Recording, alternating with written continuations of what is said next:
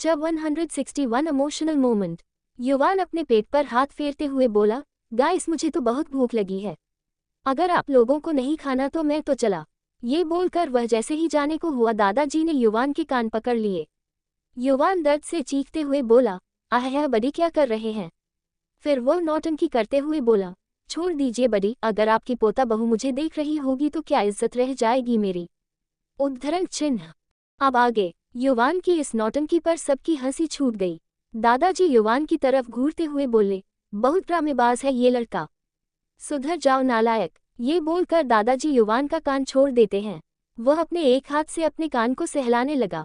वेद दादाजी की नकल करते हुए अपनी प्यारी आवाज में बोला, बहुत ड्रामेबाज है ये लड़का, सुधर जाओ नालायक। ये बोलकर अपने छोटे छोटे क्यूट से हाथ अपने मुंह पर रखकर खिलखिलाकर हंस पड़ा। दादाजी वेद को अपनी गोद में लेते हुए बोले, अपने बड़े दादू की नकल करते हो हम। उद्धरण चिन्ह। वेद जो कि चैतन्य दादाजी की गोद में था। भले ही दादाजी की उम्र 72 साल के लगभग थी, पर शरीर में एक तंदुरुस्ती अभी भी मौजूद थी। उनके झुर्रियों से भरे चेहरे पर अभी भी एक चमक थी, उनके तजुर्बे की चमक। नन्हा वेद अपने बड़े दादू के चेहरे के लटकी स्किन को अपनी छोटी छोटी उंगलियों से छूने लगा। ये देखकर वन्या बोली, बेटा आप बड़े दादू के साथ ही क्या कर रहे हो। वेद ने एक नज़र अपनी मम्मा की तरफ देखा, फिर दादाजी की तरफ देखते हुए अपनी प्यारी आवाज में बोला, बले दादू आपके गाल लटके हुए क्यों हैं। वेद के इस मासूम सवाल पर दादाजी उसके गालों को पींच करते हुए बोले, क्योंकि बेटा अब आपके बड़े दादू की उम्र हो गई है ना, अब वो बूढ़े हो गए हैं। वेद अपनी टिमटिमाती आंखों से दादाजी की तरफ देखते हुए क्यूरियस होकर बोला, भले दादू त्या मैं भी बुढ़ा हो दाऊंगा और मेरे गाल भी आपकी तरह हो दाएंगे। उद्धरण चिन्ह। वेद के इस मासूम सवाल पर सभी खिलखिलाकर हंस पड़े। वही दादाजी वेद के सिर पर प्यार से हाथ फेरते हुए बोले, बेटा अभी तो आप बहुत छोटे हो, अपने बड़े दादू की उम्र तक आने में अभी आपको बहुत समय लगेगा। बेटा आपको भूख लगी है ना, चलिए हम ब्रेकफास्ट करते हैं हम। उद्धरण चिन्ह। वेद, यच बले दादू, वेदांश को भूखी भूखी लगी है। सभी डाइनिंग टेबल पर आ गए। मैड्स ने सबके लिए ब्रेकफास्ट सर्व किया। छोटू वेद आज अपने हाथों से खाना खा रहा था। ये देखकर यक्षित और वन्या स्माइल कर रहे थे, क्योंकि वेद दोनों की जान था और अब तो वेद की छोटी बहन या भाई भी आने वाला था। वन्या ने स्माइल करते हुए अपने पेट पर हाथ रख दिया। आज का खाना बहुत ही ज्यादा टेस्टी था। ऐसे में युवान कहाँ पीछे रहने वाला था, वह तो खाने पर टूटी पड़ा था। यक्षित युवान की इस हरकत पर उसे डांटते हुए बोला, खाना कहीं भागा नहीं जा रहा, इसलिए आराम से खाओ। यूं सदियों से भूखे आदमी की तरह खाने की जरूरत नहीं है। उद्धरण चिन्ह। पर युवान अपनी स्पीच जारी रखते हुए बोला, भाई आपको तो पता ही है टेस्टी खाना देखकर मैं खुद को कंट्रोल नहीं कर पाता हूँ, और वैसे भी आज डैड ने बहुत दिनों बाद अपने हाथों से खाना बनाया है, इसलिए मैं तो नहीं रुकने वाला। उद्धरण चिन्ह। अनिल जी भी उसे टोकते हुए बोले, तुम्हारा भाई सही बोल रहा है, थोड़ा आराम से खाओ बेटा। पर युवान तो युवान ही था, उसे किसी की कहाँ सुननी थी। वो भी खाने के मामले में तो बिल्कुल भी नहीं, वो अपनी रफ्तार जारी रखता है। वन्या को भी प्रेगनेंसी की वजह से बहुत भूख लगती थी, इसलिए उसने भी बाकी दिनों के मुकाबले आज ज़्यादा खा रही थी। वह अनिल जी की तरफ देखते हुए बोली, पापा खाना बहुत ही टेस्टी बना है। अनिल जी अपने फेस पर एक स्माइल लेकर बोले, थैंक यू बेटा, मुझे खुशी है कि मेरे हाथों का बना खाना मेरी बेटी को पसंद आया। उद्धरण चिन्ह। मासूम वेद भी अपने दादू का बना टेस्टी टेस्टी कपकेक्स खाने में बिजी था। ओवरऑल सबको आज का ब्रेकफास्ट बहुत ही टेस्टी लगा, जैसा वन्या के हाथों का लगता था। ब्रेकफास्ट के बाद सभी मालविका जी और युविका से मिलने चले गए। अनिल जी आगे आगे थे और बाकी सब उनके पीछे पीछे। अनिल जी आगे आए और एक की से उस बड़े से दरवाजे को खोलने लगे। फिर धीरे धीरे सभी उस कमरे में आ गए। उस कमरे में अनिल जी ने युविका और मालविका जी की सारी यादों को संजोकर रखा हुआ था। अनिल जी अपनी प्यारी सी बेटी युविका और अपनी वाइफ मालविका से सबसे ज्यादा प्यार करते थे और उनके जाने से वो डिप्रेशन में भी चले गए थे। सभी वहां की एक एक चीजों को ध्यान से देखने लगे, खासकर वन्या, जीविका और वेद। उस कमरे में सामने एक बड़ी सी तस्वीर लगी हुई थी, जिसे कपड़े से ढका गया था। यक्षित और युवान भी आज काफी दिनों बाद इस कमरे में आ रहे थे, क्योंकि उस वक्त अनिल जी ने इस कमरे में आने की परमिशन किसी को नहीं दी थी। अनिल जी ने उस तस्वीर पर से पर्दा हटाया। सबकी निगाहें उस तरफ चली गई। एक औरत एक किंग साइज सिंगल चेयर पर बहुत शान से बैठी हुई थी। उसने क्रीम कलर की बेहद ही खूबसूरत बनारसी साड़ी पहनी हुई थी। जिसमें वह बहुत ही ज्यादा एलिगेंट और खूबसूरत लग रही थी। ये यक्षित और युवान की मॉम मालविका जी थी। बड़ी बड़ी खूबसूरत आंखें, उन पर घनी घनी सी पलकें, गोरा रंग, पतली नाक और चेहरा, गुलाबी से होंठ, दिखने में बेहद ही ज्यादा खूबसूरत थी।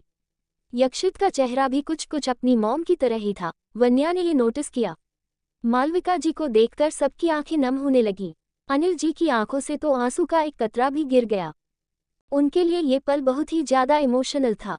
भले ही मालविका जी आज उनकी जिंदगी में नहीं थी, पर फिर भी वो आज भी उनसे उतना ही प्यार करते थे जितना कि तब करते थे। चैतन्य दादाजी अनिल जी के कंधे पर हाथ रखकर उन्हें संभालते हुए बोले, बेटा संभालिए खुद को। उद्धरण चिन्ह। अनिल जी अपने आंसू पोंछते हुए बोले, पापा आज इतने दिनों बाद मालविका से मिल रहा हूँ, इसलिए मैं अपने आंसू रोक नहीं पाया। उद्धरण चिन्ह। चैतन्य दादाजी अनिल जी के कंधे पर हाथ रखे हुए ही बोले, बेटा हम आपकी भावनाओं को समझते हैं। हम भी अपनी मालविका बहू को आज भी बहुत याद करते हैं। हमें पूरा यकीन है वो हमसे बहुत दूर नहीं गई होंगी, हमारे आसपास ही होंगी और हमें देख रही होंगी। उद्धरण चिन्ह। अनिल जी हाँ में सिर हिला देते हैं। वेद अपनी टिमटिमाती आंखों से उस तस्वीर को देखते हुए अपने डैडी से बोला, डैडी ये कौन है?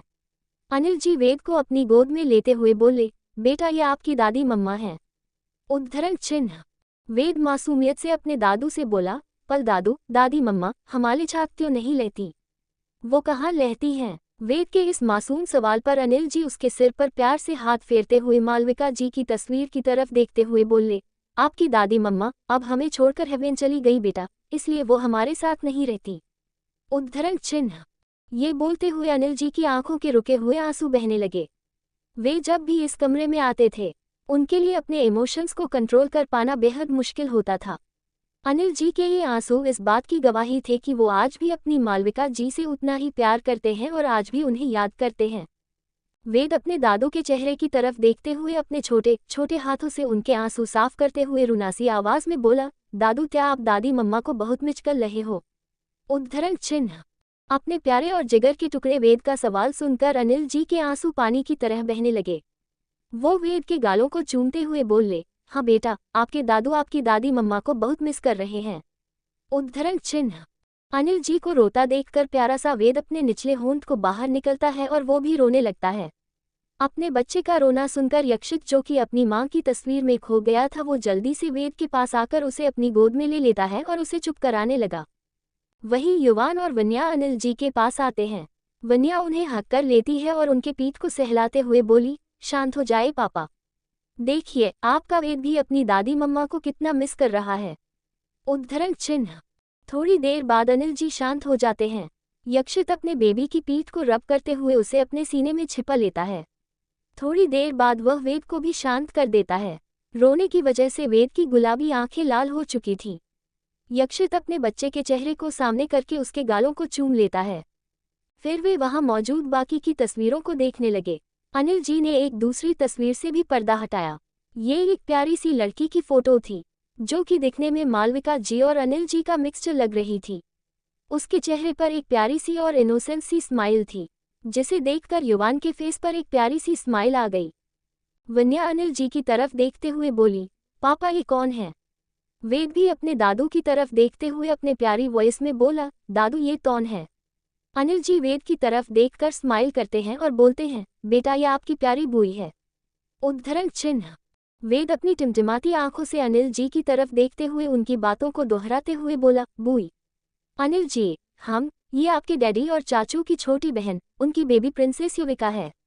उद्धरण चिन्ह। वेद अपने मासूम से दिमाग का इस्तेमाल करते हुए बोला, दादू क्या बुई भी दादी मम्मा के साथ हमें छोड़कर हेवन चली गई? अनिल जी का दिल तो नहीं मान रहा था, पर उन्होंने अपने दिल पर पत्थर रखकर हाँ में सिर हिला दिया। दरअसल युवान और युविका दोनों जुड़वा थे। युवान उससे 1 घंटे पहले पैदा हुआ था। ट्वींस होने की वजह से दोनों में प्यार भी बहुत था, साथ ही दोनों लड़ते झगड़ते भी बहुत थे, पर अगर ज्यादा देरी तक एक दूसरे को नहीं देखते तो वो रोने भी लग जाते थे। दोनों के बीच एक स्ट्रॉन्ग बॉन्डिंग थी। युविका के जाने से युवान को भी एक गहरा सदमा लगा था। यक्षित तो जैसे टूट ही गया था। वह अपने छोटे भाई और बहन से बहुत ज्यादा प्यार करता था और उन्हें हर बुरी चीज से प्रोटेक्ट करता रहता था। पर यक्षित ने खुद को स्ट्रॉन्ग बना लिया, क्योंकि उसे युवान, अनिल जी के साथ साथ पूरी फैमिली को संभालना था। वो वक्त यक्षित और उसकी फैमिली के लिए बहुत ही ज्यादा मुश्किल था। युवान अपने भाई के पास जाकर बोला, भाई आपको याद है मैं और युविका साथ में कितना लड़ते झगड़ते थे। उद्धरण चिन्ह। यक्षित युवान के सिर पर प्यार से हाथ फेरते हुए बोला, हम और जब कुछ घंटे के लिए भी एक दूसरे को नहीं देखते थे तो रोने लग जाते थे। युवान यक्षित के गले लगे हुए उसके चेहरे की तरफ देखते हुए बोला, भाई आपको याद है मैं हमेशा आपसे यही शिकायत करता रहता कि आप मुझसे ज्यादा युविका से प्यार करते हैं। उद्धरण चिन्ह। यक्षित अपने चेहरे पर एक स्माइल लेकर पिछली बातों को याद करते हुए बोला, हम और इस चक्कर में तुम एक बार पूरे दिन मुंह फुलाकर बैठ गए थे। युवान यक्षित की तरफ देखते हुए बोला, भाई आपको आज भी वो याद है। यक्षित युवान के सिर पर प्यार से हाथ फेरते हुए हाँ में सिर हिला देता है। युवान यक्षित की तरफ देखते हुए बोला, भाई मैं युविका को आज भी बहुत मिस करता हूँ। क्या वो हमारी लाइफ में वापस नहीं आ सकती? ये बोलते हुए युवान का गला रूंध गया था। युवान हमेशा हंसते खेलते रहने और मस्ती करते रहने वाला इंसान था। ऐसा कम ही मौके आते थे जब वह इमोशनल होता था, पर बात जब उसकी फैमिली की आती थी तो वह किसी मैच्योर इंसान की तरह एक्ट करता था। युवान की बातें सुनकर यक्षित उसे हक कर लेता है। कहीं न कहीं वो भी अपने सीने में एक झूठी उम्मीद लिए हुए था कि उसकी बेबी प्रिंसेस वापस उनकी जिंदगी में आ जाए, ये जानते हुए कि सालों पहले वो सब अपनी प्रिंसेस को खो चुके हैं। वन्या और जीविका की निगाहें भी युविका की प्यारी सी तस्वीर पर अटक गई। वे एकटक उसे देखने लगे। वन्या को मन कर रहा था कि युविका अभी उस तस्वीर से बाहर आ जाए और वह उसे जोर से हक कर ले। वन्या को अब तक ये पता चल चुका था कि युविका सिन्हानिया फैमिली की लिटिल प्रिंसेस थी और सभी उससे बहुत ही ज्यादा प्यार करते थे। युविका को आई एक खरोंच भी किसी से बर्दाश्त नहीं होती थी। सबकी जान बसती थी युविका में। वन्या ने यक्षित के मुंह से कई बार युविका का जिक्र सुना था। जीविका अपनी दी को हक करते हुए बोली, दी जीजू और युवान भी युविका से उसी तरह प्यार करते होंगे जितना प्यार आप मुझसे करते हो। वन्या जीविका को हक करके उसके माथे को चूमते हुए हाँ में सिर हिला देती है। थोड़ी देर तक वहां की यादों को ताज़ा करते हुए वे बाहर आ गए। वेद वहीं हॉल के सोफे में अपने खिलौनों के साथ खेलने लगा। उसने अपने गेम में अपने सभी चाचुओं को भी शामिल कर लिया। चैतन्य दादाजी और अनिल जी अपने अपने कमरे की तरफ चले गए। जीविका वही वन्या और यक्षित के बगल में बैठी हुई थी। तभी एक सर्वेंट आया और अपना सिर झुकाकर वन्या को ग्रीट करते हुए बोला, मैडम आपसे कोई मिलने आया है। वन्या सोच में पड़ गई कि आखिर उससे मिलने कौन आया होगा। ये पहली बार था जब कोई उसे सिन्हानिया मेंशन में मिलने आया था। वन्या कुछ सोचते हुए उस सर्वेंट की तरफ देखते हुए बोली, ठीक है आप उन्हें अंदर भेज दीजिए। वो सर्वेंट हाँ में सिर हिलाते हुए वहां से बाहर की तरफ चला जाता है। वन्या अभी भी सोचने में लगी थी कि उससे मिलने कौन आया होगा। जब 162 आस्था की मासूम बातें। वन्या कुछ सोचते हुए उस सर्वेंट की तरफ देखते हुए बोली, ठीक है आप उन्हें अंदर भेज दीजिए। वो सर्वेंट हाँ में सिर हिलाते हुए वहां से बाहर की तरफ चला जाता है। वन्या अभी भी सोचने में लगी थी कि उससे मिलने कौन आया होगा। अब आगे मेंशन का मेन डोर खुलता है तो सामने भाविका और आस्था होती हैं। उन्हें देखकर वन्या के फेस पर एक स्माइल आ जाती है। वह अपनी जगह से उठकर उनकी तरफ जाती है। वही वेद जो कि खेलने में लगा हुआ था अपनी बेस्टी आस्था को देखकर वह अपने खिलौने छोड़कर दौड़ते हुए उसके पास जाने लगा। वन्या उसे रोकती रह गई, पर वेद कहाँ किसी की सुनने वाला था। वह एक्साइटमेंट में आस्था चिल्लाता हुआ उसकी तरफ दौड़कर जाने लगा। उसने आस्था को हक कर लिया। आस्था ने भी अपने छोटे छोटे हाथों से अपने बुद्धू को हक कर लिया। वन्या अपने चेहरे पर स्माइल लिए भाविका को ग्रीट करती है। भाविका यक्षित को ग्रीट करती है। यक्षित को कुछ काम था इसलिए वह अपने रूम की तरफ जाने लगा। वही भाविका युवान और घर के बाकी लोगों को तो पहचानती थी क्योंकि आस्था और वेद प्ले स्कूल से ही फ्रेंड्स थे। पर जीविका का चेहरा भाविका के लिए नया था। उसने जीविका की तरफ देखते हुए वन्या से पूछा, वन्या ये कौन है? उद्धरण चिन्ह।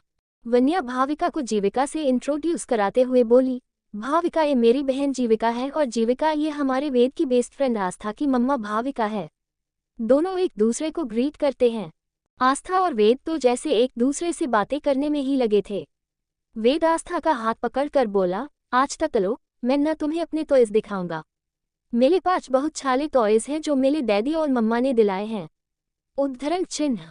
आस्था अपनी टिमटिमाती नीली आंखों से वेद की तरफ देखते हुए अपनी प्यारी सी आवाज में बोली, ठीक है बुद्धू चलो। फिर वेद आस्था का हाथ पकड़कर ऊपर अपने कमरे की तरफ लेकर जाने लगा।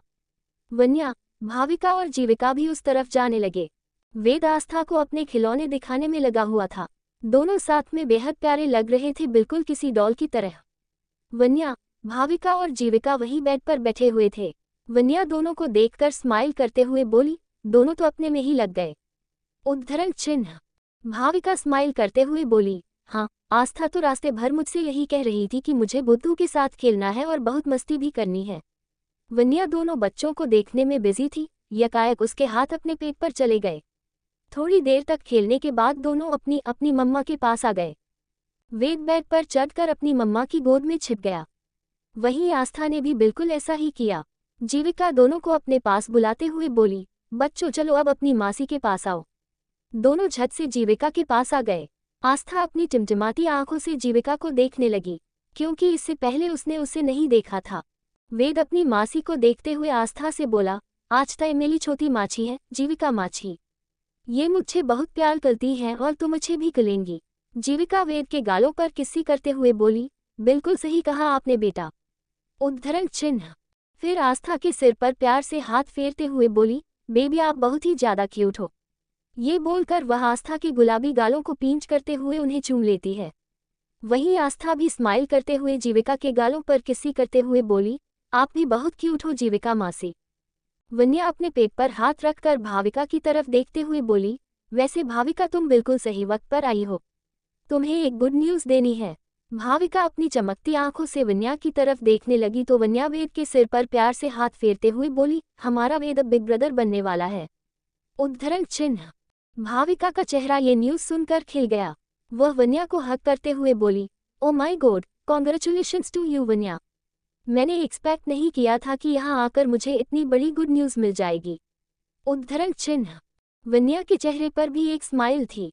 आस्था अपनी टिमटिमाती आंखों से अपनी मम्मा की तरफ देखते हुए बोली, मम्मा क्या बुद्धू बिग ब्रदर बनने वाला है। भाविका आस्था के सिर पर प्यार से हाथ फेरते हुए बोली, हाँ बेटा, तुम्हारा बुद्धू अब बिग ब्रदर बनने वाला है। तुम्हारी वन्या आंटी की टमी में एक छोटा सा बेबी पल रहा है। उद्धरण चिन्ह। आस्था हैरानी से अपनी मम्मा की तरफ देखने लगी, फिर सरकते हुए वन्या के पास आ गई और उसके पेट को बड़े ध्यान से देखने लगी। दरअसल आस्था को समझ नहीं आ रहा था कि वो छोटा सा बेबी उसकी वन्या आंटी की टमी में आया कैसे। वो यही समझने की कोशिश कर रही थी। तभी वेद भी सरकते हुए अपनी मम्मा के पास आ गया। दोनों वन्या के पेट को बड़े ध्यान से देख रहे थे, जैसे कि अपनी किसी कीमती चीज को देख रहे हों। उनका रिएक्शन देखकर सबके चेहरे पर एक स्माइल आ गई। दोनों अपने छोटे छोटे हाथों से वन्या के पेट को सहलाने लगे। उन्हें ऐसा करते देख भाविका स्माइल करते हुए बोली, बच्चों तुम दोनों ये क्या कर रहे हो। आस्था एक नज़र अपनी मम्मा की तरफ देखते हुए बोली, मम्मा, ये छोटा सा बेबी आंटी की टमी में कैसे आया। आस्था का मासूम सा सवाल सुनकर भाविका को समझ नहीं आ रहा था कि वह कैसे बताए कि बेबी उसकी वन्या आंटी की टमी में कैसे आया। आस्था का सवाल सुनकर वेद मासूमियत से बोला, आज ता मैंने ना मम्मा और डैडी छे एक बेबी प्लीछेच मांगा। फिर गोद को भी प्ले किया कि वो मुझे एक छोटी सी प्लीछेच दे दे। इसलिए गोद ने मम्मा की तमी में छोटी सी प्लीछेच डाल दी होगी। उद्धरण चिन्ह। वेद ने यह बड़ी ही मासूमियत से आस्था की तरफ अपनी टिमटिमाती आंखों से देखकर कहा। भाविका वेद को अपनी गोद में लेकर उसे प्यार करते हुए बोली, बिल्कुल सही कहा बेटा। गोद ने वेद की छोटी सी प्रिंसेस को उसकी मम्मा की टमी में रख दिया। उद्धरण चिन्ह। वेद अपनी टिमटिमाती आंखों से भाविका की तरफ देखते हुए बोला, आंटी मैं ना बहुत एक्साइटेड हूँ बिग ब्रदर बनने के लिए। मैं अपनी बेबी प्लीछेच को छबछे ज्यादा प्यार करूंगा। वेद की इस मासूमियत पर भाविका उसके सिर को प्यार से चूमते हुए बोली, हाँ बच्चा, आप अपनी बेबी प्रिंस या प्रिंसेस से सबसे ज्यादा प्यार करोगे। उद्धरण चिन्ह। आस्था जो कि वन्या के पेट से खेलने में लगी थी, वह अपनी प्यारी सी नीली आंखों से वन्या की तरफ देखते हुए मासूमियत से बोली, आंटी क्या छोटा बेबी भी मेरे साथ खेल रहा होगा। उद्धरण चिन्ह। वन्या आस्था के सिर पर प्यार से हाथ फेरते हुए बोली, बच्चा, अभी छोटा बेबी बहुत ही छोटा होगा ना। जब वह थोड़ा बड़ा हो जाएगा तो आपके साथ खेलेगा। हम। आस्था हैरानी से वन्या की तरफ देखते हुए हाँ में सिर हिलाती है। आस्था अपनी मम्मा के पास जाकर भाविका की कमर के चारों तरफ अपने हाथ लपेटते हुए बोली, मम्मा मुझे भी बेबी ब्रदर चाहिए। उद्धरण चिन्ह। आस्था की इस मासूम जिद पर वन्या और जीविका हंस पड़ी। वही भाविका दोनों को लाचारगी से देखती है। अपनी मम्मा को कुछ न बोलता देख आस्था उनके हाथों को हिलाते हुए बोली, मम्मा। उद्धरण चिन्ह। वेद जो कि उसके बगल में ही बैठा था, वो अपना एक्सपीरियंस शेयर करते हुए बोला, आज तक तुम ना गोद छे मानगो। फिर वो भी तुम्हारी मम्मा की तमी में छोटा सा बेबी रख देंगे। उद्धरण चिन्ह। ये सुनकर आस्था वेद की तरफ देखते हुए बोली, एक्चुअली बुद्धू तुम सही कह रहे हो, मैं गॉड से मांगूंगी तो वो मेरी विश जल्दी पूरी कर देंगे। उद्धरण चिन्ह। वेद आस्था का एक हाथ पकड़कर बोला, आज तक जब तक तुम्हारा बेबी प्लिंच नहीं आ जाएगा तब तक हम दोनों मिली बेबी प्लिंच अच्छे खेलेंगे, ओके। उद्धरण चिन्ह।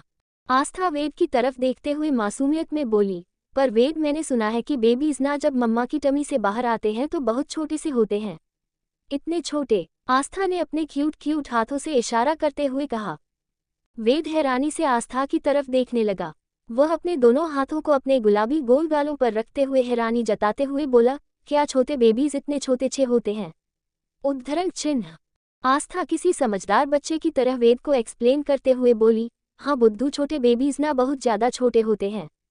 फिर वह अपनी मम्मा का फ़ोन ले लेती है। भाविका आस्था की तरफ हैरानी से देखने लगी कि अब उसकी लिटिल प्रिंसेस क्या करने वाली है। आस्था अपने बेबी टाइम की फोटोज, जब वह सिर्फ न्यूबॉर्न थी, उस टाइम की फोटो वेद को दिखाते हुए बोली, बुद्धू मुझे देखो, मैं भी जब मम्मा की टमी से बाहर आई थी तो इतनी छोटी सी थी। उद्धरण चिन्ह। वेद अपने छोटे छोटे हाथों में मोबाइल लेकर अपनी बेस्टी को देखने लगा। वह कभी फोटो को देखता, फिर अपने सामने बैठी आस्था को। वेद को अपनी तरफ यूं देखता देख आस्था बोली, क्या हुआ बुद्धू, तुम मुझे ऐसे क्या देख रहे हो? उद्धरण चिन्ह। वेद मासूमियत में बोला, आज तक तुम तो बहुत बड़ी हो गई हो। जब मम्मा की तमी से बाहर आई थी तो कितनी छोटी थी तुम। उद्धरण चिन्ह।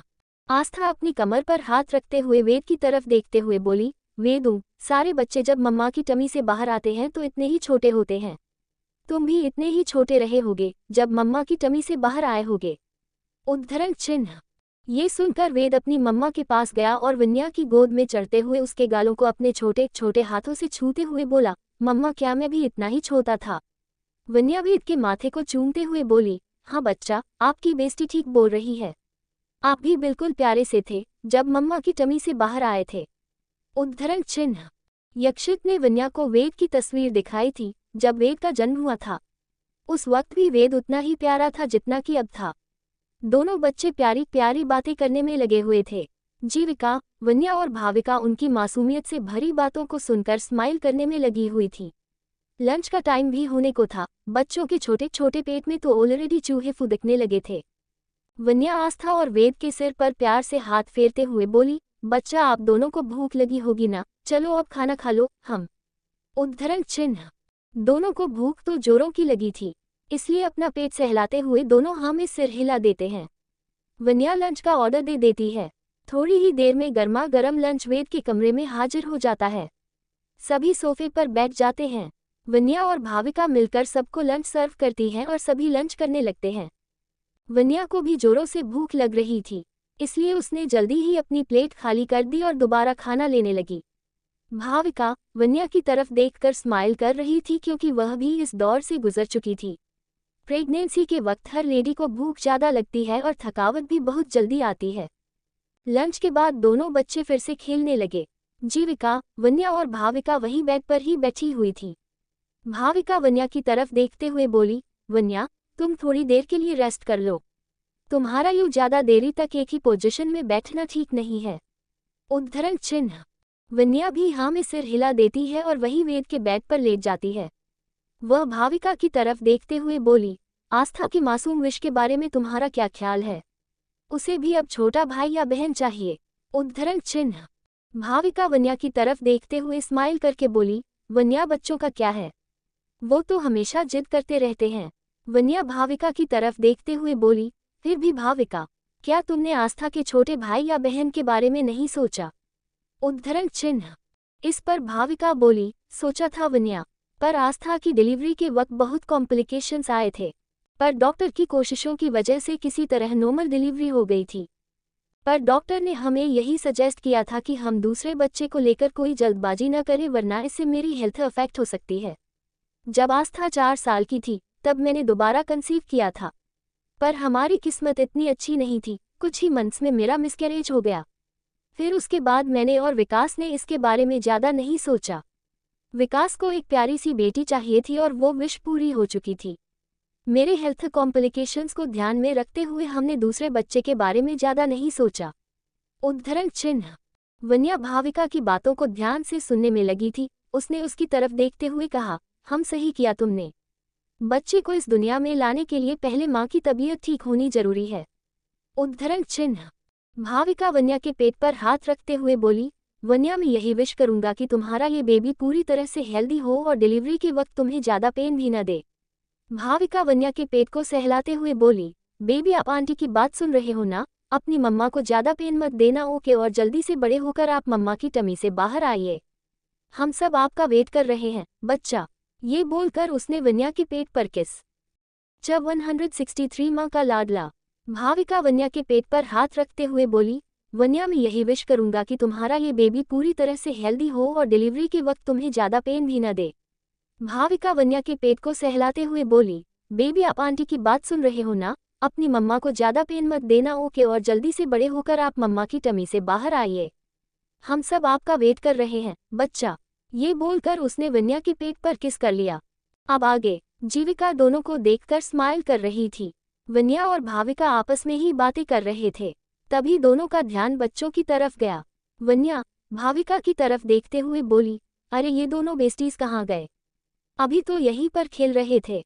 तीनों कमरे के चारों तरफ नजर दौड़ाने लगे, पर वेद और आस्था कहीं भी नजर नहीं आ रहे थे। ये देखकर वन्या को उनकी फिक्र होने लगी। भाविका वन्या के कंधे पर हाथ रखकर बोली, डोंट वरी वन्या, बच्चे यही कहीं होंगे। तुम इतना स्ट्रेस मत लो, तुम्हारे लिए ये सही नहीं होगा। उद्धरण चिन्ह। तीनों कमरे से उठकर बाहर की तरफ जाने ही वाले थे कि तभी जीविका का ध्यान वेद के रूम में ही बने उसके छोटे से टेंट हाउस की तरफ गया। उसने वन्या और भाविका को रोक लिया और उस तरफ देखने को बोला। उन्होंने देखा कि आस्था और भाविका खेलते खेलते ही एक दूसरे को हग करके सो चुके थे। सोते हुए दोनों के चेहरे की मासूमियत साफ साफ झलक रही थी। उन्हें देखकर तीनों के चेहरे पर एक स्माइल आ गई। वन्या ने वेद को अपनी गोद में उठा लिया और भाविका ने आस्था को। दोनों ने उन्हें वेद के क्यूट से बेड पर सुला दिया, फिर उन्हें वेद के क्यूट से ब्लैंकेट से कवर कर दिया। सोते हुए भी दोनों ने मासूमियत से फिर से एक दूसरे को हग कर लिया। ये देखकर दोनों की मम्मा के चेहरे पर एक प्यारी सी स्माइल आ गई। वन्या ने झुककर दोनों के माथे को चूम लिया और अपने पेट पर हाथ रखकर भाविका की तरफ देखते हुए बोली, भाविका मुझे अब आस्था की जैसी ही एक प्यारी सी बेटी चाहिए। भगवान ने वेद जैसा प्यारा सा बेटा तो पहले ही दे दिया है, अब कमी है तो एक नन्ही राजकुमारी की, जिसका इंतजार अब पूरी सिन्हानिया फैमिली कर रही है। उद्धरण चिन्ह। भाविका वन्या के कंधे पर हाथ रखकर बोली, वन्या तुम्हारी विश जरूर पूरी होगी। देखना वेद की एक प्यारी सी छोटी सी बहन आएगी। भाविका की बातें सुनकर वन्या स्माइल करती है। वह एक मेड से कहकर चाय और स्नैक्स ऑर्डर करवाती है, क्योंकि शाम का वक्त हो चला था। तीनों वही सोफे पर बैठकर अपना इवनिंग टाइम एंजॉय करने लगे। थोड़ी देर बाद वेद अपनी आंखें मीचते हुए बेड पर उठकर बैठ जाता है। अपने बगल में वह अपनी प्यारी सी आस्था को सोता देख उसके फेस पर स्माइल आ जाती है। वह उसके गोरे गुलाबी गालों को अपने छोटे से हाथों से थपकी देते हुए अपनी मासूम आवाज में बोला, आज तो उठो, देखो वेदांश भी उठ गया है। उद्धरण चिन्ह। अपने बुद्धू की आवाज सुनकर प्यारी सी आस्था भी अपनी आंखें मीचते हुए बेड पर उठकर बैठ जाती है। दोनों की निगाहें अपनी मम्मा और मासी पर जाती है तो सामने सोफे पर बैठकर अपनी चाय एंजॉय करते हुए स्माइल करके उन्हें देखने में लगे थे। फिर दोनों ही बेड से उतरकर नीचे अपनी मम्मा के पास आ गए। वेद एकटक अपनी मम्मा को ही देख रहा था।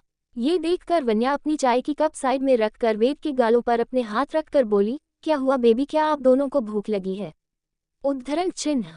ये बोलकर वह वेद और आस्था के गालों को प्यार से चूम लेती है। दोनों एक दूसरे की तरफ देखकर मासूमियत से नामे सिर हिलाते हैं। फिर वेद आस्था का हाथ पकड़कर बोला, मम्मा मैं आज तक के छात गार्डन में घूमने निकलने जा रहा हूँ। फिर हम तातू के छात फुटबॉल खेलेंगे। उद्धरण चिन्ह। ये बोलकर दोनों एक्साइटमेंट में वहां से जाने लगे। उनकी ये एक्साइटमेंट देखकर वन्या उन्हें पीछे से रोकते हुए बोली, आराम से बेटा, वरना गिर जाओगे आप। पर आस्था और वेद तो दोनों अपनी ही धुन में थे। उन्होंने वन्या की बातों को पूरी तरह से इग्नोर कर दिया। वेद एक्साइटमेंट में जल्दी जल्दी नीचे जाने लगा। आस्था उसे पीछे से रोकते हुए बोली, अरे बुद्धू क्या कर रहे हो, अगर तुम गिर गए तो तुम्हें चोट लग जाएगी। पर वेद नहीं माना और एक्साइटमेंट में दौड़ना जारी रखता है, पर पांव फिसल जाने की वजह से वह गिर भी जाता है, पर उसे ज्यादा जोर से चोट नहीं लगती। यक्षित दूर से दोनों बच्चों को देख रहा था। वह दोनों के पास जाने लगा। आस्था दौड़ते हुए वेद के पास आई और उसकी तरफ देखने लगी। वेद रोने के लिए अपने निचले होंठ को बाहर निकाले हुए था। उसका चेहरा देखकर लग रहा था कि वह अभी रोने वाला है। ये देखकर आस्था अपने छोटे छोटे प्यारे हाथों से वेद के गालों को पकड़कर बोली, बुद्धू मैंने कहा था ना तुम धीरे चलो, देखा तुम्हें चोट लग गई ना। उद्धरण चिन्ह। आस्था की बातें सुनकर वेद के क्यूट से गालों पर आंसू का एक कतरा गिर गया। ये देखकर आस्था बड़ी मासूमियत से उसके आंसू पोंछते हुए उसकी तरफ देखकर बोली, क्या तुम्हें दर्द हो रहा बुद्धू। उद्धरण चिन्ह। वेद मासूमियत में हाँ में सिर हिला देता है और अपने हाथों की तरफ इशारा करते हुए बताता है कि उसे यहाँ दर्द हो रहा है। आस्था अपने छोटे छोटे होंठों से वेद के गालों को चूमते हुए बोली, कोई बात नहीं बुद्धू, मैं अभी तुम्हारा दर्द ठीक कर देती हूँ। उद्धरण चिन्ह। ये बोलकर वेद के चोट वाले जगह को बड़ी ही मासूमियत से चूम लेती है। वेद की निगाहें जब अपने डैडी पर पड़ती है तो वह वापस से उठकर उसकी तरफ दौड़ने लगा। वहीं आस्था भी यक्षित की तरफ दौड़ने लगी। इस बार यक्षित ने बच्चों को गिरने नहीं दिया और दोनों को एक एक हाथ से पकड़ लिया। दोनों यक्षित के पैरों से लिपट गए। यक्षित ने दोनों के सिर पर प्यार से हाथ फेरा और नीचे झुककर बारी बारी से दोनों के सिर पर किस कर दिया। फिर दोनों को ही अपनी गोद में उठा लिया। वेद अपनी चोट दिखाते हुए अपने डैडी से बोला, डैडी मुझे तो लग गई है। उद्धरण चिन्ह। आस्था यक्षित की तरफ देखते हुए मासूमियत में बोली, अंकल मैंने बुद्धू को तेज दौड़ने से मना किया था, पर वह नहीं माना इसलिए उसे चोट लग गई। उद्धरण चिन्ह। वेद अपनी टिमटिमाती आंखों से यक्षित की तरफ देखते हुए बोला, डैडी आस्था ने ना मुझे किसी भी दी जिससे मेरा दर्द ठीक हो गया। उद्धरण चिन्ह। यक्षित वेद के गालों को प्यार से चूमते हुए बोला, ये तो बहुत अच्छी बात है बेटा। फिर वह आस्था के गालों को भी प्यार से चूम लेता है। दोनों बच्चे यक्षित के एक एक कंधे पर लिपट जाते हैं। वह नीचे उन्हें गार्डन की तरफ ले जाने लगा। नीचे हॉल में वेद को उसके सभी चाचू मिल गए। युवान दोनों क्यूटीज की तरफ देखते हुए बोला, भाई आप मेरे दोनों नन्हे मुन्ने क्यूटीज को कहाँ ले जा रहे हो। आस्था जो कि यक्षित के कंधे पर सिर रखे हुए थी, वह युवान की तरफ देखते हुए बोली, युवान चाचू अंकल मुझे और बुद्धू को गर्दन घुमाने ले रहे हैं। उद्धरण चिन्ह। युवान आस्था की तरफ देखते हुए बोला, फिर तो मैं भी आप लोगों के साथ आऊंगा क्यूटी। वेद अपने चाचू की तरफ देखते हुए बोला, तातू मैं और आस्था आपके और बाकी तातुओं के साथ फुटबॉल भी खेलेंगे। मैंने आज तक छिप्लोमिच किया है। उद्धरण चिन्ह। वेद ने यह मासूमियत से कहा तो युवान उसकी तरफ देखते हुए बोला, ओके लिटिल चैम्प हम फुटबॉल भी खेलेंगे। चलो अब आप अपने चाचू की गोदी में आ जाओ, अपनी बेस्टी को डैडी की गोद में रहने दो। उद्धरण चिन्ह। ये सुनकर वेद अपने युवान चाचू की तरफ अपनी छोटी छोटी बाहें फैला देता है। युवान उसे अपनी गोद में ले लेता है। इस वक्त आस्था यक्षित की गोद में थी और वेद युवान की गोद में। उनके पीछे पीछे वेद के सभी चाचू भी गार्डन की तरफ जा रहे थे। आस्था एक बहुत ही प्यारी सी बेबी थी। सिन्हानिया फैमिली में सब उससे बहुत प्यार करते थे।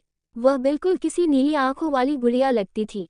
वे बाहर जा ही रहे थे तभी चैतन्य दादाजी और अनिल जी भी वहां आ जाते हैं। दोनों की निगाहें आस्था पर टिक जाती है। अब तक जीविका, वन्या और भाविका भी नीचे हॉल में आ चुके थे। अनिल जी स्माइल करते हुए यक्षित के पास जाकर आस्था के गुलाबी गालों को पींच करते हुए बोले, अरे देखो तो कौन आया है। उद्धरण चिन्ह। आस्था अपनी टिमटिमाती आंखों से अनिल जी की तरफ देखने लगी। वह अपनी प्यारी आवाज में बोली, दादाजी आप कैसे हैं। अनिल जी वेद की तरह ही आस्था से भी बहुत प्यार करते थे। अनिल जी आस्था के गालों को प्यार से चूमते हुए बोले, दादाजी बिल्कुल ठीक है बच्चा, आप कैसे हो। उद्धरण चिन्ह। आस्था अपनी प्यारी आवाज में बोली, मैं भी बिल्कुल ठीक हूँ दादाजी। आस्था मासूमियत में बोली। भाविका ने अनिल जी और चैतन्य दादाजी को ग्रीट किया। दोनों बाहर से आए हुए थे इसलिए वन्या दोनों की तरफ देखते हुए बोली, दादाजी पापा आप दोनों जाकर फ्रेश हो जाए, मैं आप दोनों की इवनिंग टी बना देती हूँ। उद्धरण चिन्ह। अनिल जी वन्या को टोकते हुए बोले, उसकी कोई जरूरत नहीं है बेटा, तुम सौम्या को चाय के लिए बोल दो। हमने तय कर लिया है अब हमारी बेटी काम नहीं सिर्फ आराम करेगी और अपना ख्याल रखेगी। उद्धरण चिन्ह। वन्या अनिल जी की तरफ देखते हुए बोली, पापा मैं कब से आराम ही तो कर रही हूँ। वन्या ने ये किसी छोटे बच्चे की तरह कहा। उसकी बातें सुनकर सबके चेहरे पर स्माइल आ गई।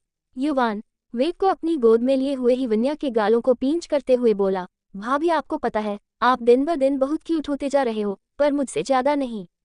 उद्धरण चिन्ह। ये बोलकर वह ही करता हुआ बत्ती सी दिखा देता है। उसकी इस हरकत पर यक्षित उसे खा जाने वाली नजरों से घूरता है। वेद भी अपने युवान चाचू को घूर कर देखते हुए बोला, नहीं मेरी मम्मा छबछे ज्यादा क्यूट है तातो। उसका ये रिएक्शन देखकर सबके फेस पर एक स्माइल आ गई। वहीं युवान भी छोटू से वेद के इस पॉजिटिव रिएक्शन को देखता रह गया। यक्षित युवान की तरफ देखते हुए बोला, वो अपनी माँ का लाडला है, उसके सामने अपनी मम्मा के बारे में कुछ मत कहना, वो पर्सनली ले लेता है। वेद तो अभी भी अपने चाचू को अपनी प्यारी आंखों से घूर रहा था। युवान वेद की तरफ देखते हुए बोला, वेदू बेटा, अब तो अपने इस क्यूट से चाचू को घूरना बंद कर दो, आपके डैडी कम है क्या जो आप ही शुरू हो गए, हम। उद्धरण चिन्ह। यक्षित एक बार फिर युवान को खा जाने वाली नजरों से घूरता है। वेद अपने चाचू की तरफ देखते हुए बोला, तातू पहले बोलो कि मेरी मम्मा छबछे ज्यादा क्यूट हैं, तभी मैं आपको घूरना बंद कर लूंगा। उद्धरण चिन्ह।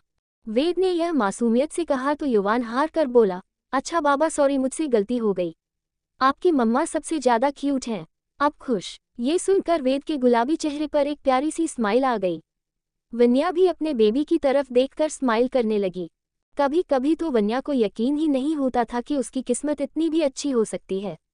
पहले वन्या के पास कुछ भी नहीं था, प्यार से तो उसका दूर दूर तक कोई रिश्ता ही नहीं था। फिर एक दिन अचानक उसकी किस्मत बदल गई। उसकी मुलाकात एक अजनबी से हुई और उसने उससे शादी कर ली। वन्या ने सपने में भी नहीं सोचा था कि यक्षित से शादी करना उसकी जिंदगी का सबसे अच्छा डिसीजन बन जाएगा। यक्षित ने उसे सब कुछ दिया, जो खुशियां वो हमेशा से डिजर्व करती थी। जो खुशियां वन्या को उसके पापा नहीं दे पाए और मां के जाने के बाद जो प्यार अधूरा रह गया था, यक्षित ने उस कमी को भी पूरा कर दिया। यक्षित ने उसे एक बेहद ही प्यारी फैमिली दी, एक प्यारा सा बेटा दिया जो वन्या से बहुत ज्यादा प्यार करता था। यक्षित ने वन्या की जिंदगी को खुशियों से पूरी तरह से भर दिया था। उसने वन्या को पूरा किया था। अब दोनों का प्यार वन्या के पेट में पल रहा था और अपनी इस नन्ही सी जान का इस दुनिया में आने की वे बेसब्री से इंतजार कर रहे थे। यक्षित और युवान दोनों बच्चों को लेकर बाहर गार्डन में ले गए। उनके बाकी चाचू भी उस तरफ चले गए क्योंकि दोनों चैंप्स को आज फुटबॉल जो खेलना था। वन्या, जीविका और भाविका वहीं गार्डन पर बने चेयर पर बैठ गए और अपने बच्चों को खेलते हुए देखने लगे। वेद अपने पैरों के पास फुटबॉल लेकर आस्था की तरफ देखते हुए बोला, आज तक तुम देखना, अभी मैं इस फुटबॉल को जोलछे मारूंगा। आस्था भी मासूमियत से हाँ में सिर हिला देती है। वेद उसे अपने छोटे छोटे पैरों से जोर से लात मारता है। फुटबॉल ज्यादा दूर तक तो नहीं जाता, पर फिर भी दोनों बच्चे खुशी से उछलते हुए ताली बजाने लगते हैं। उनकी इस खुशी को देखकर दोनों की मम्मा स्माइल करते हुए उन्हें देख रही थी। आस्तिक, एकांत, ध्रुव और भाविक धीरे धीरे से फुटबॉल पास करते हुए दोनों क्यूटीज के साथ फुटबॉल खेलने लगे। फुटबॉल को मारते मारते आस्था फिसलकर गिर गई और रोने भी लगी। ये देखकर भाविका डर गई और दौड़ते हुए आस्था के पास आई। वेद भी अपनी बेस्टी के पास बैठ गया। यक्षित, वन्या और जीविका भी उनके पास आ गए। यक्षित आस्था के सिर पर प्यार से हाथ फेरते हुए बोला, रो मत बेटा, सब ठीक हो जाएगा, हम। उद्धरण चिन्ह। आस्था यक्षित की तरफ देखते हुए रोते हुए हाँ में सिर हिला देती है। वेद अपनी बेस्टी का चेहरा अपने हाथों में भर कर उसके आंसू पोंछ देता है और उसके घुटने पर किस करते हुए बोला, डोंट वरी, आज तक तुम्हारा दर्द बिल्कुल ठीक हो जाएगा। उद्धरण चिन्ह। वन्या भी भाविका के कंधे पर हाथ रखते हुए बोली, भाविका तुम फिक्र मत करो, हमारी आस्था बिल्कुल ठीक है। भाविका वन्या की तरफ देखकर हाँ में पलकें झपका देती है। वन्या भी समझ सकती थी कि भाविका का परेशान होना जायज है। वो भी एक माँ थी और एक माँ का अपने बच्चे के लिए प्यार को वह बखूबी समझती थी। आस्था को उसके घुटने पर खरोंच आ गई थी। यक्षित ने एक सर्वेंट से फर्स्ट एड बॉक्स मंगवाया और आस्था की खरोंच पर दवाई लगाने के लिए निकालने लगा। ये देखकर आस्था अपने मासूम चेहरे से यक्षित की तरफ देखते हुए बोली, अंकल नहीं, आस्था को दर्द होगा। उद्धरण चिन्ह। यक्षित आस्था के माथे पर प्यार से किस करते हुए बोला, कुछ नहीं होगा बच्चा। पर आस्था को बहुत डर लग रहा था, कहीं दवाई लगाने से उसका दर्द बढ़ गया तो। यक्षित ने अपने हाथों में दवाई ली और आहिस्ते आहिस्ते आस्था के खरोंच पर दवाई लगाने लगा। वेद आस्था की तरफ झुककर अपने छोटे छोटे होंठों से फूंक मारने लगा। इससे आस्था को ज्यादा दर्द नहीं हुआ और यक्षित ने उसे बैंडेज भी कर दिया। शाम हो चली थी इसलिए भाविका ने उनसे जाने की इजाजत चाही।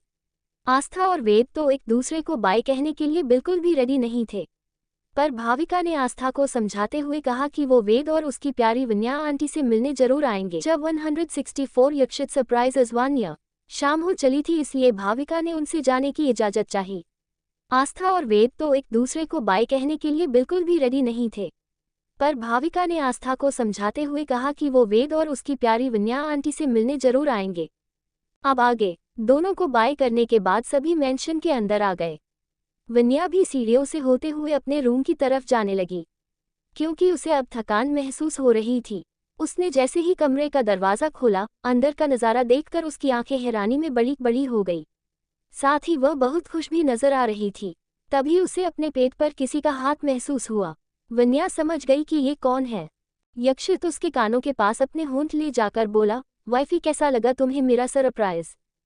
प्रश्नवाचक चिन्ह। ये बोलकर उसने वन्या के ईयरलोब को चूम लिया। इस एहसास में वन्या की आंखें अपने आप बंद हो गईं। वह कमरे को गौर से देखने लगी। रूम के इंटीरियर्स बिल्कुल चेंज थे। हर चीज वन्या की पसंद के थे। रूम में क्यूट क्यूट बेबीज के पिक्चर्स लगे हुए थे। साथ ही कमरे की दीवार पर जहां यक्षित और वेद का बड़ा का तस्वीर था, वहां अब यक्षित, वन्या और वेद तीनों की बड़ी सी फैमिली फोटो थी, जिसमें वे बेहद खुश और प्यारे नजर आ रहे थे। ओवरऑल रूम का पूरा डेकोरेशन बहुत ही ज्यादा प्यारा लग रहा था।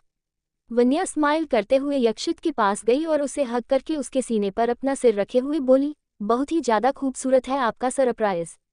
ये सुनकर यक्षित के फेस पर एक स्माइल आ गई। वह वन्या के सिर पर किस करके बोला, वाइफी तुम्हें नहीं लगता मुझे इसका इनाम मिलना चाहिए? उद्धरण चिन्ह।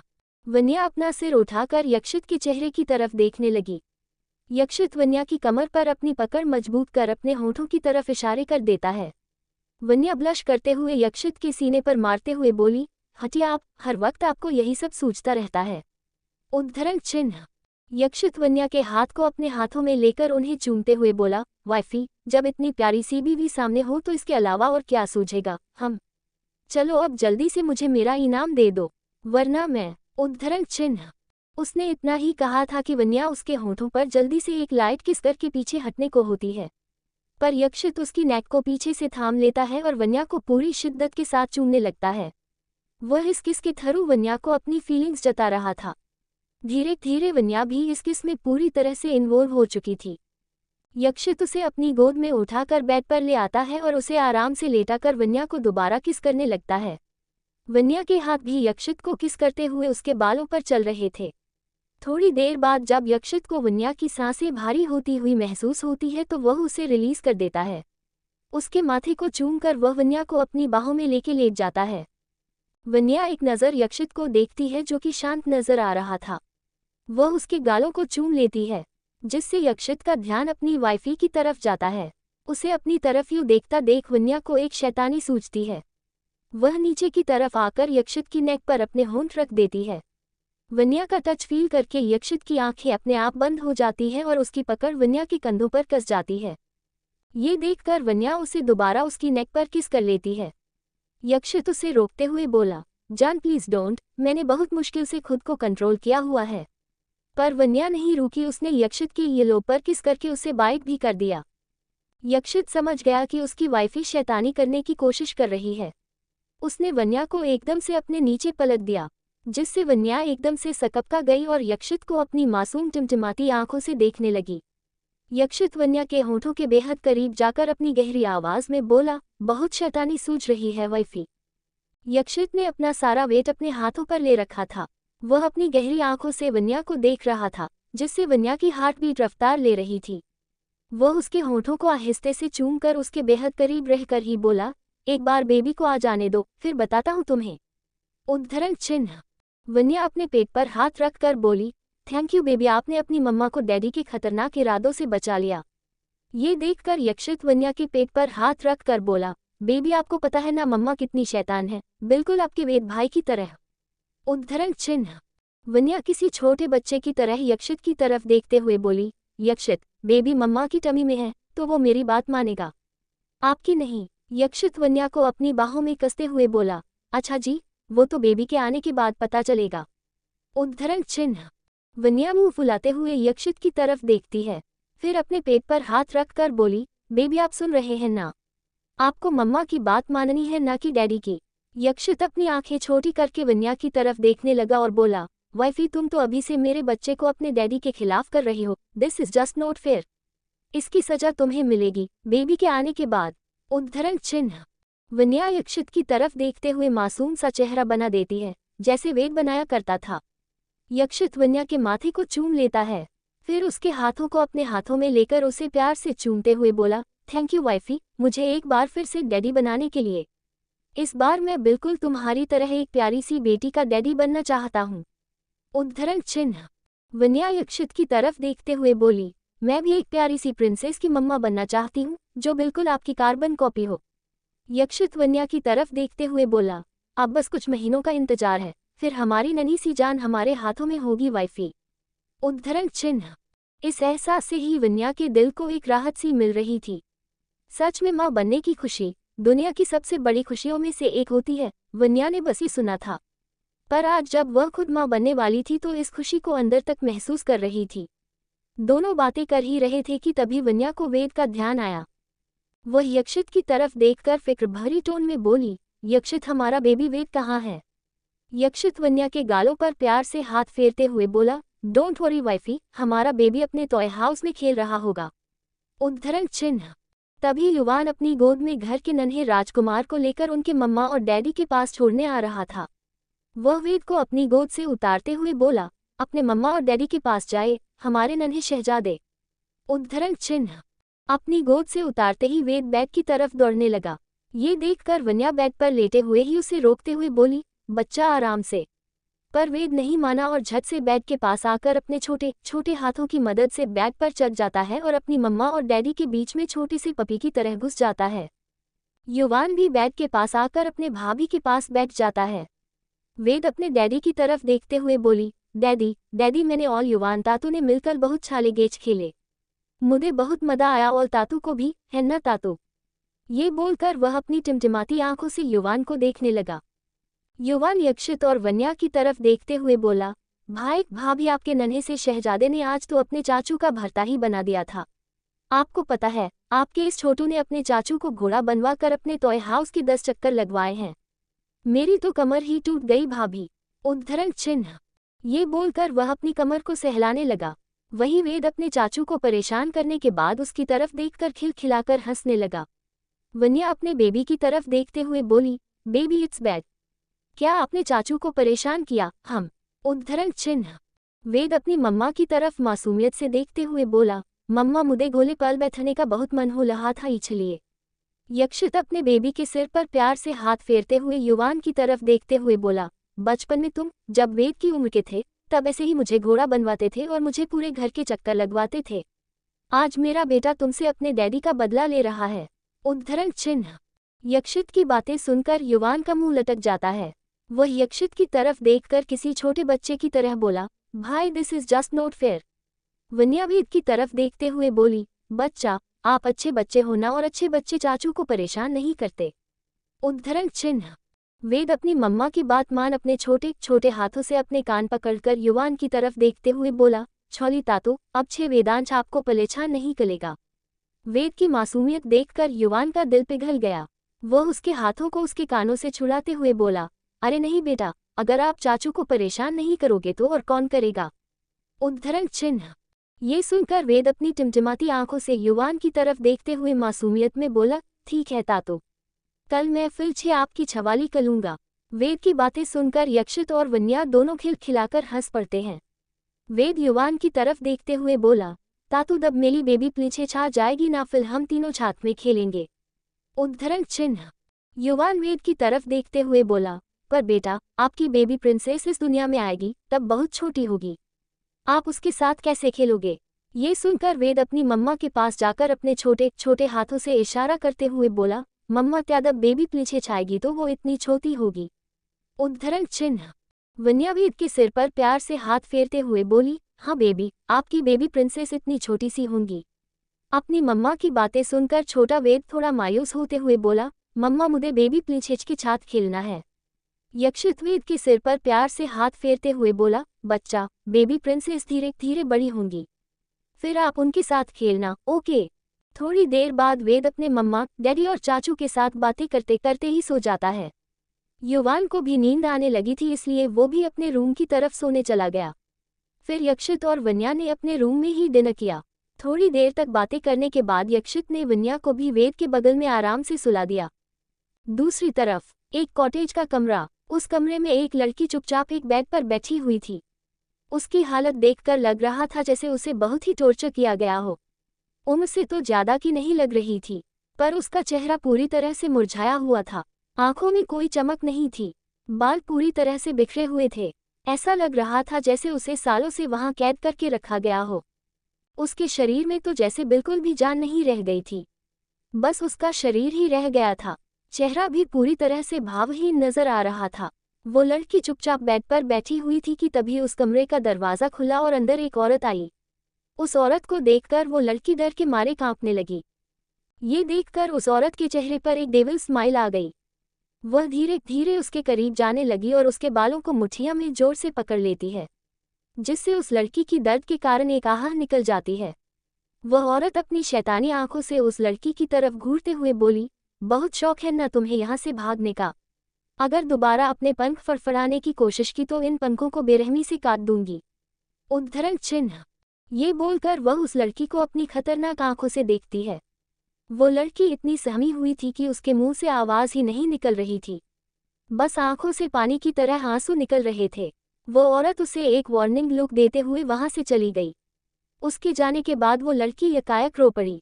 उसके रोने में इतना दर्द था कि जिसकी कोई सीमा न हो। ऐसा लग रहा था जैसे वह लड़की अपनी जिंदगी से हार चुकी हो। वो लड़की सामने की तरफ देखते हुए रोते हुए बोली, मम्मा आप कहाँ हो? प्लीज बचा लो मुझे, मैं यहाँ जी नहीं पाऊंगी, प्लीज मम्मा। पर अफसोस उस लड़की का दर्द भरा रोना सुनने के लिए वहां कोई नहीं था।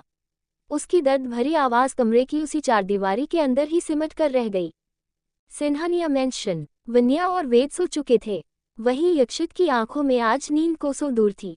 उसे एक अजीब सी बेचैनी हो रही थी। ऐसा लग रहा था जैसे उसका कोई अपना उससे बहुत दूर जा रहा है। यक्षित ने एक नज़र अपनी सोती हुई वाइफ और बच्चे को देखा, पर उनके करीब होते हुए भी यक्षित को ऐसी फीलिंग्स क्यों आ रही थी वो खुद समझ नहीं पा रहा था। वह बेड से उठकर बालकनी की तरफ चला गया और अपनी आंखें बंद करके हवाओं को अपने चेहरे पर महसूस करने लगा। तभी उसे अपने कंधे पर किसी का गर्म स्पर्श महसूस हुआ। उसने साइड में देखा तो यह वन्या थी। यक्षित उसकी तरफ देखते हुए बोला, वाइफी तुम सोई नहीं? उद्धरण चिन्ह। वन्या यक्षित की तरफ देखते हुए बोली, आप परेशान लग रहे हैं। क्या कोई बात है जो आपको परेशान कर रही है? वन्या की बातें सुनकर यक्षित सामने की तरफ देखते हुए बोला, पता नहीं वाइफी, पर एक अजीब सी बेचैनी हो रही है और एक अजीब सा डर भी लग रहा है। ऐसा लग रहा है जैसे कुछ गलत हो रहा है। उद्धरण चिन्ह। वन्या यक्षित को हक करते हुए उसके सीने पर अपना सिर रख देती है और उसके चेहरे को अपने हाथों में भरकर उसकी तरफ देखते हुए बोली, आप फिक्र मत कीजिए, जो भी होगा अच्छा ही होगा। हम। यक्षित भी वन्या की आंखों में देखते हुए हाँ में सिर हिला देता है। फिर उसे अचानक से कुछ याद आता है। वह वन्या को बेड पर सुलाकर जैसे ही स्टडी रूम की तरफ जाने लगा, वन्या उसका हाथ पकड़कर उसे रोक लेती है। जब 165 युविका की झलक। वन्या यक्षित को हक करते हुए उसके सीने पर अपना सिर रख देती है और उसके चेहरे को अपने हाथों में भरकर उसकी तरफ देखते हुए बोली, आप फिक्र मत कीजिए, जो भी होगा अच्छा ही होगा। हम। यक्षित भी वन्या की आंखों में देखते हुए हाँ में सिर हिला देता है।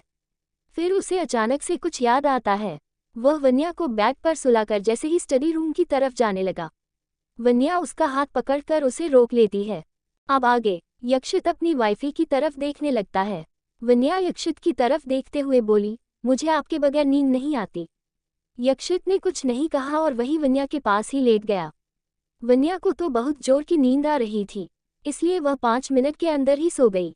यक्षित ने वेद और वन्या के माथे को चूमा और अपनी आंखें बंद करके सोने की कोशिश करने लगा, पर उसे देखकर लग रहा था कि उसके मन में कुछ चल रहा है जो शांत होने का नाम ही नहीं ले रहा। अगली सुबह यक्षित जब जिम से वापस आया तो उसने देखा कि वन्या ड्रेसिंग मिरर के सामने खड़े होकर रेडी हो रही है। उसने गहरे लाल रंग की एक बेहद ही खूबसूरत शिफॉन की साड़ी पहनी हुई थी, जिसमें वह काफी खूबसूरत लग रही थी। चेहरे पर उसने मेकअप के नाम पर रेड लिपस्टिक और थोड़ी सी फेस क्रीम लगाई थी। वह इतने में ही बहुत सुंदर लग रही थी। उसने अपने रेशमी बालों को खुला छोड़ रखा था। अपनी वाइफी को आज रेडी होता देख यक्षित उसके पास गया और वन्या को पीछे से ही अपनी बाहों में भर लेता है। वन्या प्रेगनेंसी के बाद आज काफी दिनों बाद ऐसे रेडी हो रही थी। यक्षित के यूं अचानक हक करने से वन्या पहले तो डर गई, फिर बाद में नॉर्मल हो गई। यक्षित वन्या के रेशमी बालों को एक तरफ करते हुए उसके कान के नीचे किस करने लगा। वन्या को एक अजीब सी गुदगुदी होने लगी। वो आपस में ही सिमटने लगी। वह सिंदूर भी नहीं लगा पा रही थी। वन्या उसे रोकते हुए बोली, यक्षित क्या कर रहे हैं, छोड़ दीजिए, मुझे रेडी होना है। उद्धरण चिन्ह। यक्षित वन्या के हाथों से सिंदूर का डिब्बा लेकर उसकी मांग भरते हुए बोला, अच्छा वाइफी ये तो बताओ कि आज सुबह सुबह रेडी किस लिए हो रही हो। ये बोलते बोलते वह वन्या को मंगलसूत्र भी पहना देता है और हाथों में गोल्डन कलर की चूड़ियां भी। वन्या यक्षित की तरफ देखते हुए बोली, सिर्फ मैं ही नहीं आप भी चलने वाले हैं। इनफैक्ट पूरी सिन्हानिया फैमिली जाने वाली है मंदिर भगवान के दर्शन के लिए, क्योंकि पापा ने मन्नत मांगी थी कि वो अगर दोबारा दादाजी बनते हैं तो पूरी फैमिली के साथ भगवान के दर्शन करने आएंगे। और ये पापा का ऑर्डर है, हम सब आज दर्शन करने जा रहे हैं। उद्धरण चिन्ह। यक्षित को पूजा पाठ में यकीन नहीं था, इसलिए वह मंदिर नहीं जाना चाहता था। वह वन्या की तरफ देखते हुए बोला, वाइफी तुम सब चले जाओ, मुझे बहुत काम है, मैं नहीं आ पाऊंगा। उद्धरण चिन्ह। यक्षित का जवाब सुनकर वन्या उसे गुस्से से घूरने लगी, क्या मतलब है नहीं आऊंगा? आपको पता है ना पूरी सिन्हानिया फैमिली जाने वाली है, और फैमिली में आप भी आते हैं। उद्धरण चिन्ह। यक्षित वन्या को समझाते हुए बोला, वाइफी। पर यक्षित की इस बात ने वन्या को नाराज कर दिया। प्रेगनेंसी की वजह से वन्या को मूड स्विंग्स बहुत होते थे। वह बात बात पर नाराज और गुस्सा हो जाया करती थी, जिसका खामियाजा यक्षित को भुगतना पड़ता था। वन्या यक्षित की तरफ घूरते हुए बोली, ठीक है मत आइए। ये बोलकर वह गुस्से में बालकनी की तरफ जा ही रही होती है कि तभी यक्षित उसका हाथ पकड़कर उसे रोक लेता है। वह वन्या को अपनी तरफ करके बोला, हे वाइफी तुम तो नाराज हो गई। उद्धरण चिन्ह। वन्या ने यक्षित की बातों को पूरी तरह से इग्नोर कर दिया और अपना मुंह दूसरी तरफ कर दिया। यक्षित उसके चेहरे को अपनी तरफ कर उसके गालों को अपने अंगूठे से सहलाते हुए बोला, अच्छा बाबा ठीक है, मैं तुम सबके साथ आ रहा हूँ, अब खुश। उद्धरण चिन्ह। यक्षित के ये कहते ही वन्या का चेहरा ट्यूबलाइट की तरह खिल गया। वह अपनी स्माइली फेस के साथ यक्षित को देखने लगी और उसके सीने पर हाथ रखकर बोली, ठीक है पहले आप रेडी हो जाए। उद्धरण चिन्ह।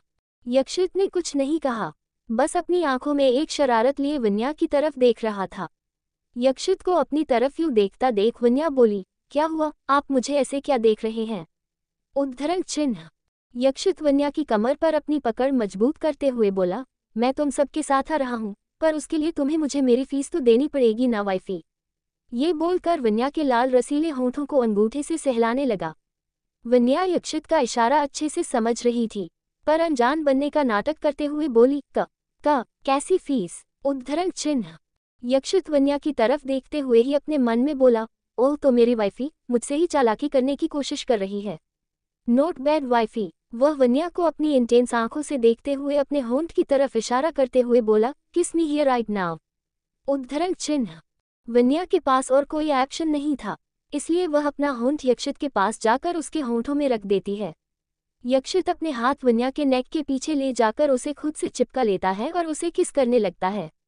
पर यह किसी ज्यादा देरी तक नहीं चलती, क्योंकि वहां पर बिना ब्रेक की गाड़ी यानी युवान कमरे में घुसपैठ कर बैठता है और सामने का नजारा देख वह अपने भाई से कहता है, भाई कुछ तो शर्म करो, इस घर में हम जैसे मासूम बच्चे भी रहते हैं। उद्धरण चिन्ह। वन्या तो किसी के कदमों की आहट पाकर ही यक्षित से दूर हो गई थी। उसे इस वक्त बहुत शर्म आ रही थी। यक्षित युवान को खा जाने वाली नजरों से घूरते हुए बोला, तुम में मैनर्स नाम की चीज नहीं है क्या? नॉक करके नहीं आ सकते थे? उद्धरण चिन्ह। युवान यक्षित की तरफ देखते हुए बोला, आप ही का छोटा भाई हूँ भाई।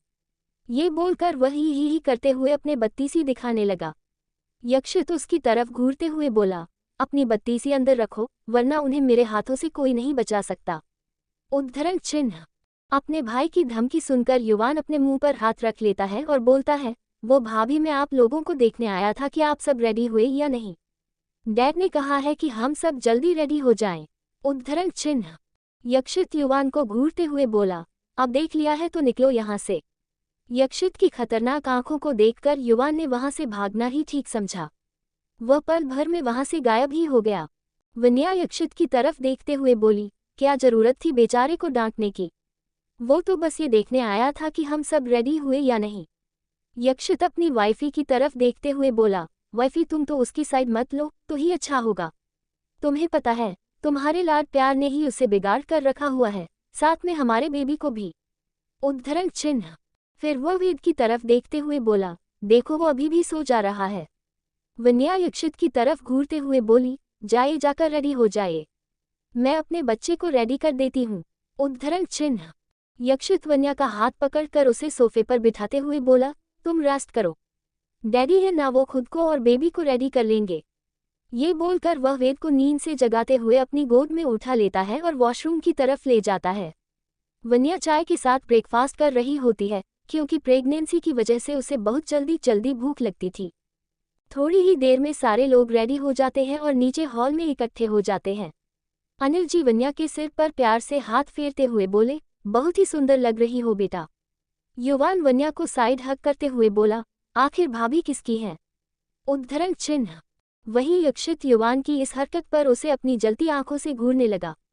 आस्तिक ने जब ये देखा तो बाकी बॉयज को भी इशारा किया। फिर वे सब यक्षित की इस हरकत पर स्माइल करने लगे। तभी वेद भी अपने डैडी की गोद से उतर गया और वन्या के पैरों पर लिपटते हुए अपनी प्यारी आवाज में बोला, आखिर मम्मा किचकी हैं। वेद के ऐसा कहने पर सभी खिलखिलाकर हंस पड़ते हैं। वहीं युवान भी सबकी तरफ देखते हुए खिसियाकर हंसने लगा। फिर सभी कार में बैठ गए और मंदिर के लिए निकल गए। सबसे आगे बॉयज की कार थी, जिसमें सारे बॉयज बैठे हुए थे। बीच में यक्षित की कार थी, जिसमें यक्षित, वन्या और वेद थे। पीछे वाली कार में दादाजी और अनिल जी थे और सबसे पीछे सिक्योरिटी बॉडीगार्ड्स से भरी 2 कारें थीं। वन्या और वेद तो आधे रास्ते में ही यक्षित के सीने पर सिर रखकर सो चुके थे। उसने वेद को अपने सीने पर लेटाया और वन्या को साइड से हग कर लिया। मंदिर का रास्ता करीब 3 घंटे का था। वहां पहुंचकर वन्या और वेद की नींद भी पूरी हो चुकी थी, इसलिए उन्होंने अपनी आंखें खोल दी। बॉडीगार्ड्स ने पहले ही अपनी पोजीशन ले ली थी। उन्होंने यक्षित और वन्या के लिए कार का दरवाजा खोला। यक्षित वेद को अपनी गोद में उठाकर और वन्या का हाथ पकड़कर कार से बाहर आ गया। वहां का नज़ारा वाकई में बेहद ही खूबसूरत था। ये मंदिर के पास में ही एक खूबसूरत पहाड़ी नज़ारा दिखाई दे रहा था। वहां पर एक खूबसूरत झरना भी था। पानी देखकर वेद का दिल मचलने लगा। वह वहां जाकर पानी से खेलना चाहता था। वह अपने डैडी की गोद से उतर गया और यहाँ वहां फुदकने लगा। ये देखकर यक्षित उसे डांटते हुए बोला, बेटा क्या कर रहे हैं, चलिए डैडी के पास आइए। उद्धरण चिन्ह। पर वेद नहीं माना और उस झरने की तरफ कूद पड़ा। ये देखकर वन्या को वेद की फिक्र होने लगी। युवान उसे अपनी गोद में उठाते हुए बोला, डोंट वरी भाभी, वेद को मैं संभालता हूँ। उद्धरण चिन्ह। फिर दोनों चाचा भतीजा झरने के पास जाकर पानी खेलने लगे। उन्हें देखकर लग ही नहीं रहा था कि युवान उसका चाचू है। दोनों ही पानी खेलते हुए हम उम्र लग रहे थे। ये देखकर यक्षित में सिर हिलाने लगा और एक बॉडीगार्ड को दोनों पर नजर रखने का ऑर्डर दिया। थोड़ी देर बाद सभी मंदिर के अंदर थे और भगवान के दर्शन कर रहे थे। पंडित जी ने यक्षित को भगवान के सिंदूर से वन्या की मांग भरने को कहा। यक्षित ने बिल्कुल वैसा ही किया। पंडित जी दोनों को आशीर्वाद देते हुए बोले, भगवान आप दोनों की जोड़ी हमेशा बनाए रखे। उद्धरण चिन्ह। चैतन्य दादाजी ने भगवान के दर्शन के बाद मंदिर के ट्रस्ट में एक मोटी रकम दान कर दी। जैसा कि उनका नेचर था, फिर वे सब मंदिर की परिक्रमा करते हुए इधर उधर घूमने लगा। वहां पर एक सुकून भरी शांति थी। फिर भी वन्या को एक अजीब सी बेचैनी हो रही थी। उसने सामने देखा तो चैतन्य दादाजी, अनिल जी और यक्षित कुछ बातें कर रहे थे। वन्या वहां से निकलकर मंदिर के बाहर आ गई। वहां पर घने घने पेड़ थे जो बहुत पुराने लग रहे थे। वन्या अपने आप को संभालने की कोशिश कर रही थी, पर उसकी बेचैनी थी कि जैसे कम होने का नाम ही नहीं ले रही थी। उसे समझ नहीं आ रहा था कि ये उसके साथ क्यों हो रहा है, क्योंकि अभी तो वो बिल्कुल ठीक थी। वह वहीं आसपास ही टहल रही थी। वन्या जिस एरिया में टहल रही थी वहां पर ज्यादा लोग नहीं थे। तभी वन्या को किसी के दर्द भरे रोने की आवाज सुनाई पड़ी। वह बेचैन होकर आसपास देखने लगी। उसे फील हुआ जैसे उसे कोई मदद के लिए पुकार रहा है। तभी उसकी निगाहें पेड़ के ठूंठ की तरफ पड़ी। ऐसा लग रहा था जैसे उसके पीछे कोई बैठा है और रो रहा है। वन्या को ये नज़ारा देखकर बहुत डर भी लग रहा था, क्योंकि वहां का सीन किसी हॉरर मूवी के थीम से कम नहीं था। जरा सी चिड़ियों की आवाज़ भी अंदर तक डर के कंपा देने का काम करती थी। उसने हिम्मत करके पेड़ के पास गई और अपनी लड़खड़ाती जुबान के साथ बोली, कौन है वहां? वन्या की आवाज़ सुनकर कोई जो पेड़ के पीछे छिपकर रो रहा था, वह धीरे धीरे वन्या के सामने आया। वन्या ने उस चेहरे को गौर से देखा। वो पूरी तरह से पहचान में तो नहीं आ रहा था, पर जितना भी वन्या ने देखा उसे समझ आ गया कि ये कौन है। तभी वह अचानक वहां पे